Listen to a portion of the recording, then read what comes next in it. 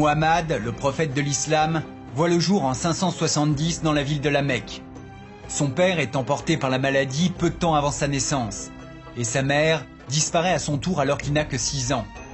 Orphelin, il est confié à l'un de ses oncles, Abu Talib. L'homme est un riche marchand et le chef du puissant clan Banu Hashim, dont les membres sont les protecteurs du sanctuaire païen le plus important d'Arabie, la Kaaba.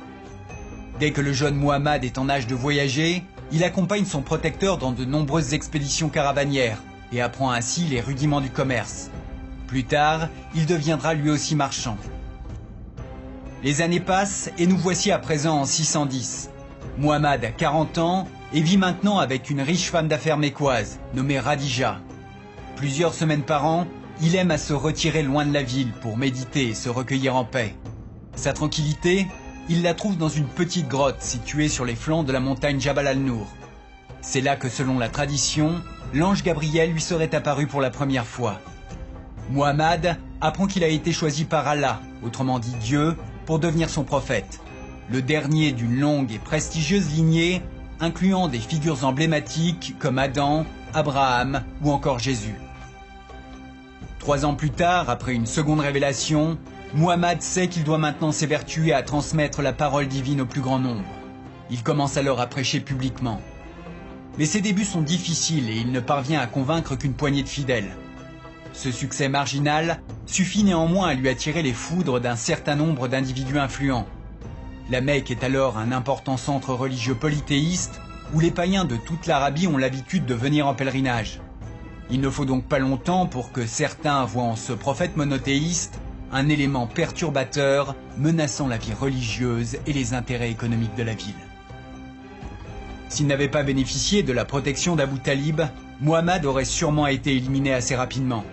Mais pour l'heure, la perspective d'une brouille avec le clan Banu Hashim suffit à tenir ses ennemis en respect. Il peut donc continuer à prêcher en toute sécurité. Malheureusement, alors qu'il commence à se faire un nom sur la scène religieuse locale, la roue tourne et il perd son immunité. En 619, sa femme et son oncle meurent. Le clan Banu Hashim passe sous le contrôle d'Abu Lahab, et ce dernier ne veut rien avoir à faire avec Muhammad. À partir de maintenant, le prophète est seul face à ses ennemis. En 622, il apprend que ces derniers préparent son assassinat. S'il reste à la Mecque, il est un homme mort. Disposant de soutien à Yathrib, l'actuelle Médine, il décide d'aller s'y réfugier avec ses disciples. Ce grand départ est appelé l'Hijra, ou l'Hégire en version francisée. Il tient une place très importante dans l'islam et marque le commencement du calendrier musulman. Maintenant en exil, Muhammad sait se faire apprécier de ceux qui l'ont accueilli. Respecté pour son impartialité, il est régulièrement sollicité pour arbitrer des différends entre factions rivales. En fin stratège, il profite de ce rôle de médiateur pour fédérer autour de lui les différentes tribus arabes et juives de la ville. Cette alliance est officialisée par la dite Constitution de Médine, une série de documents fixant les droits et les devoirs des différentes forces en présence. Le prophète est maintenant guide spirituel, leader politique et chef militaire de toute une communauté. Cette communauté, c'est l'Oumma. Malgré ce statut, Muhammad est confronté à un problème de taille. Les autorités de la Mecque se sont emparées de tous ses biens ainsi que de tous les biens de ses fidèles. Sans aucune richesse, l'islam naissant est pour ainsi dire confronté à une crise économique qui menace son existence. Pour se tirer de cette mauvaise passe, le prophète et ses hommes lancent une série d'attaques visant les caravanes se rendant à la Mecque et s'emparent de toutes leurs marchandises. Frappés au portefeuille, les Mécois ne tardent pas à réagir et la guerre éclate. Ce conflit est l'occasion pour les combattants musulmans de s'illustrer par leur foi et leur détermination. Le prestige martial qui en découle permet à Muhammad d'attirer de plus en plus de partisans, ces derniers étant convaincus qu'il est bien le messager de Dieu et qu'il jouit à ce titre d'une protection divine. En 630, le prophète a enfin rallié à lui suffisamment d'hommes pour lancer l'offensive finale contre la Mecque.